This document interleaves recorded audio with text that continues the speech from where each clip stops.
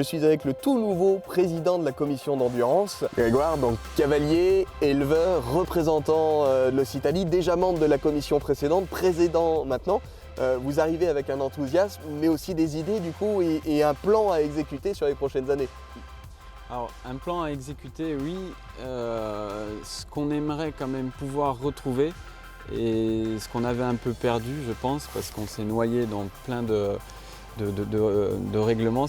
Notre but vraiment, c'est de ramener les meilleurs chevaux à la finale. Il y a eu des très bons chevaux qui y sont passés, mais à mon sens, pas assez. Et puis il y a des évolutions de règlements techniques à proprement parler.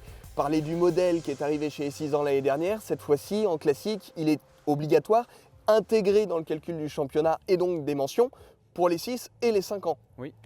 Parce qu'il y en a quand même eu des périodes où il y a eu beaucoup d'élites et on n'arrivait plus à trouver des points de règlement pour vraiment... À avoir un élite.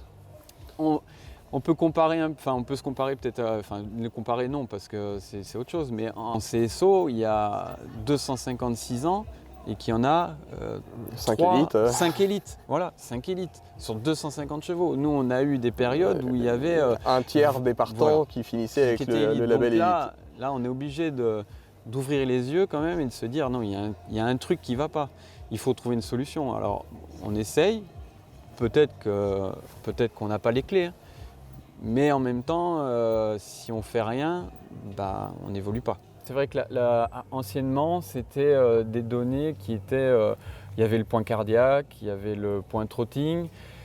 C'était un peu la partie dans la finale qui maintenant... ça a été effacé pour être remplacé par un peu le point modèle et la ligne droite qui sera jugée au galop. Qui est aussi une nouveauté. La locomotion rentre en jeu maintenant. Oui, ce qui manquait peut-être avant, justement, c'est ça, c'est la technicité qu'il peut y avoir, ou la qualité du cheval qu'il peut y avoir sur la piste. Parce qu'il faut quand même se dire que l'endurance, c'est vrai qu'il y avait une grosse partie qui se faisait qui se fait au Vetgate, mais la qualité intrinsèque du cheval, c'est quand même de parcourir la distance qu'on va lui demander, 100 km, 120 ou 160.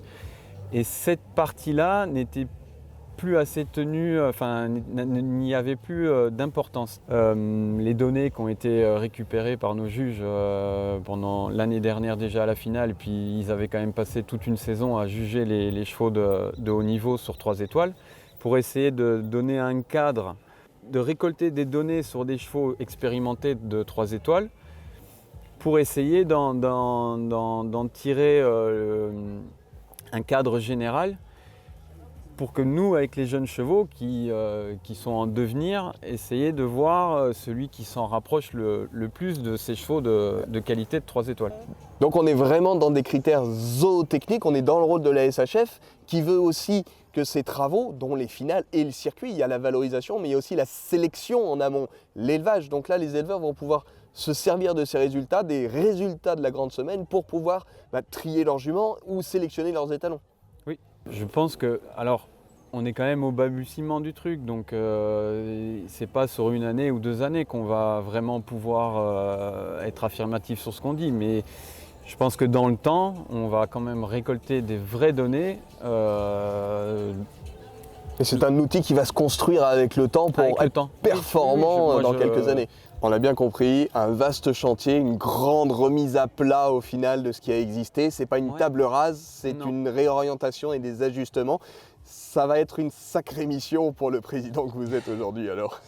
J'espère qu'on va pouvoir continuer à travailler dans le bon sens et qu'on se reverra au micro dans 2 ou 3 ans pour pouvoir retirer 2-3 conclusions sur ce qu'on aura pu amener de bénéfique pour la filière. Et on aura peut-être les premiers retours dimanche soir du coup. Peut-être. Merci Grégoire pour toutes ces explications ultra précises. C'est une première donc à Linières, la finale SHF et une CUI 1 étoile. Ils sont près de 60 partants au total cette année à se lancer sur les pistes de la région Centre.